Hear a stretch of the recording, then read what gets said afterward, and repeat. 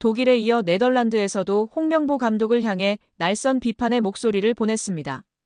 홍명보 감독이 이끄는 대한민국 축구 국가대표팀은 20일 고양 종합운동장에서 열리는 2026 국제축구연맹 피파 북중미 월드컵 아시아 지역 3차 예선 B조 7차전에서 오만을 상대합니다.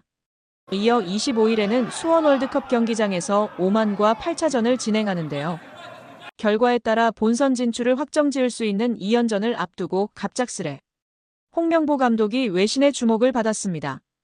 홍명보 감독은 아킬레스건 부상으로 소집 해제된 김민재를 두고 김민재는 뮌헨 대표팀 양측의 중요한 선수다.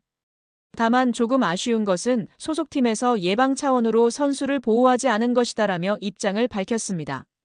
독일 현지에서는 홍명보 감독이 뮌헨을 비판했다는 식의 보도가 빗발쳤습니다. 네덜란드에서도 홍명보 감독을 향한 목소리가 나왔는데요. 최근 부상에서 복귀한 황인범을 무리하게 대표팀에 소집했다는 것이 주된 내용이었습니다. 데니스 크라넨부르흐는 페예노르트 팟캐스트를 통해 황인범의 복귀가 페예노르트에 큰 힘이 되었다고 주장했습니다. 동시에 그는 황인범이 한국 대표팀에 차출된 것은 정말 말도 안 된다고 생각한다. 지난 3개월간 거의 경기에 나서지 못했는데 복귀하자마자 전 세계를 돌아다녀야 한다며 목소리를 높였습니다. 함께 팟캐스트에 출연한 반 에르셀도 의견에 동의했습니다. 그는 이러한 일이 몇 년째 지속되는 것에 대해 불만이 있다. 어떻게 한 선수가 구단에서 여러 경기에 결장하다가 대표팀 경기에는 아무렇지 않게 차출될 수 있나? 연봉은 구단이 지불하고 때로는 엄청난 돈을 들이기도 한다. 그런데 대표팀에 다녀온 후 부상을 안고 돌아오는 경우가 많다.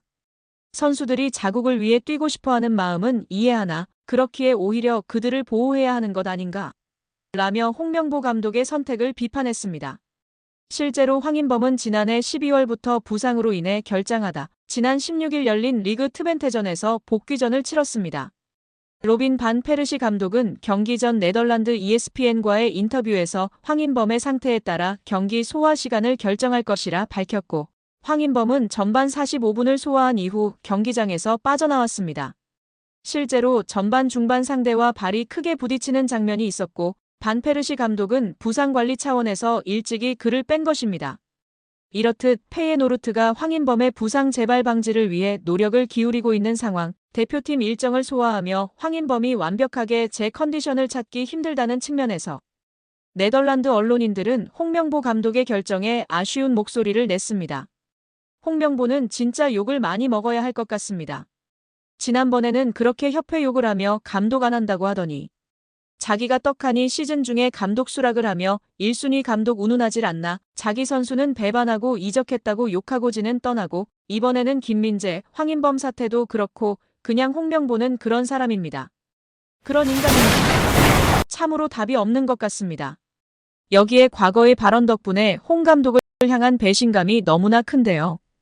홍 감독은 대표팀의 새 감독 하마평에 오르자 꾸준히 불편하다라는 기색을 내비쳤던 바가 있습니다. 이러한 발언은 울산 팬들을 안심시키기에 충분했습니다. 여기에 더해 작년 1월 과거 울산에서 활약했던 아마노준을 향한 저격 발언이 재조명되고 있습니다. 일본 국적의 미드필더인 아마노는 2022년도 시즌 울산에서 임대선수 신분으로 활약했습니다. 이어서 그 다음 시즌 울산 잔류 여부를 두고 주목받는 사이 그는 홀연히 울산의 우승 경쟁팀인 전북현대로 임대를 떠났습니다. 이에 홍 감독은 분노했습니다. 홍 감독은 아마노가 울산 잔류를 약속했지만 어겼다라며 강도 높은 비판을 했습니다.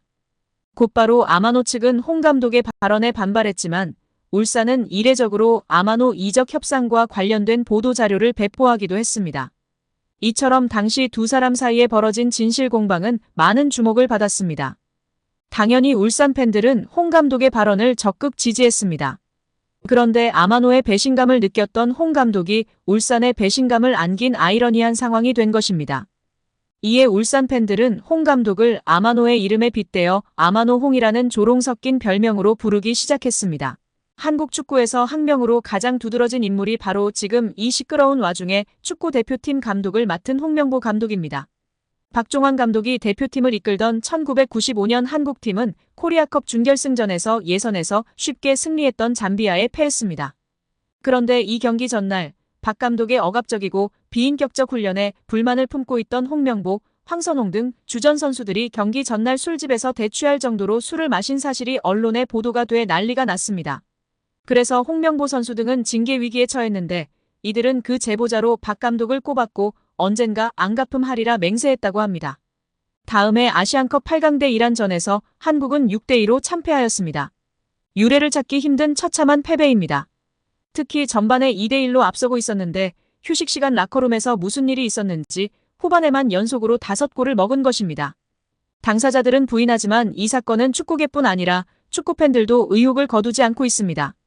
박 감독은 결국 감독에서 물러났고 당시를 회상하며 자살까지도 생각했을 만큼 개인적으로도 충격이 컸다고 했습니다.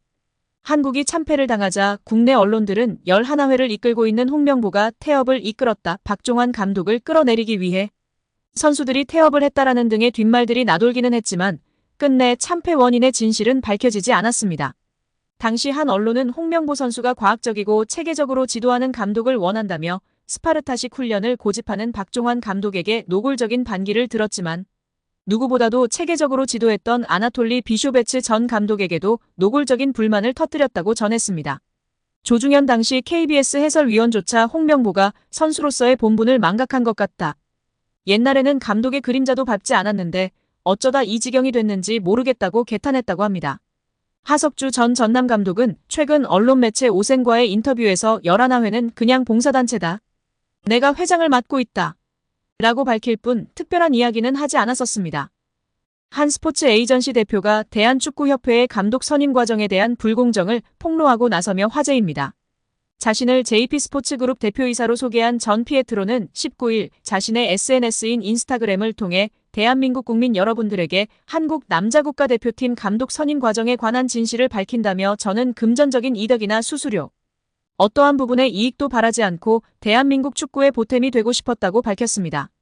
이어 전 대표는 세간의 화제가 됐던 에르베 르나르 감독은 축구협회의 응답을 마지막 순간까지 인내심을 갖고 기다렸다며 그러나 협회의 무례한 처리 방식에 깊은 충격을 받았으며 결국 제가 르나르 감독에게 사과할 수밖에 없는 불편한 상황이 벌어졌다고 덧붙였습니다. 르나르 감독은 2012년 잠비아, 2015년 코르디부아르 감독을 맡아 두 차례 아프리카 네이션스컵 우승을 차지한 명장인데요.